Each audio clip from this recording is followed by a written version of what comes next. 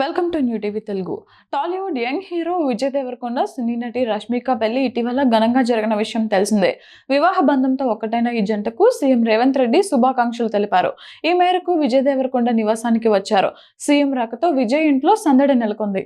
విజయ్ రష్మిక జంటకు పూల బొకేను అందజేసిన సీఎం రేవంత్ ఆ తర్వాత విజయ్ ఫ్యామిలీతో సరదాగా ముచ్చటించారు. ఈ విషయాన్ని విజయ్ దేవరకొండ తన ఎక్స్ ఖాతాలో పోస్ట్ చేశారు. తెలంగాణ ముఖ్యమంత్రి గారు మా ఇంటికి వచ్చి ఆశీర్వదించారు. వారికి నా హృదయపూర్వక ధన్యవాదాలు అని విజయ్ పేర్కొన్నారు.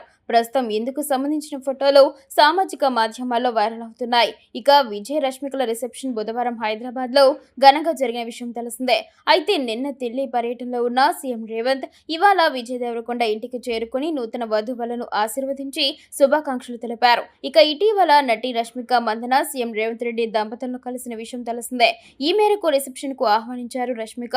విజయ్ దేవరకొండ రష్మిక మందన తొలిసారి 2018లో గీతా గోవిందం చిత్రంలో నటించారు. ఈ మూవీలో ఈ జంట తమ ఆన్ స్క్రీన్ కెమిస్ట్రీతో అందరి దృష్టిని ఆకట్టుకున్నారు. దాంతో ఈ మూవీ బ్లాక్ బస్టర్ విజయం సాధించింది. అప్పట్లో ఈ జంట షూటింగ్ సమయంలోనే ప్రేమలో పడ్డారని వార్తలు వచ్చాయి. ఆ తర్వాత 2019లో డియర్ కామ్రేడ్ చిత్రంలో వీరిద్దరూ నటించారు. ఆ మూవీ సమయంలోనే వీరి బంధం బలపడినట్లు తెలుస్తోంది.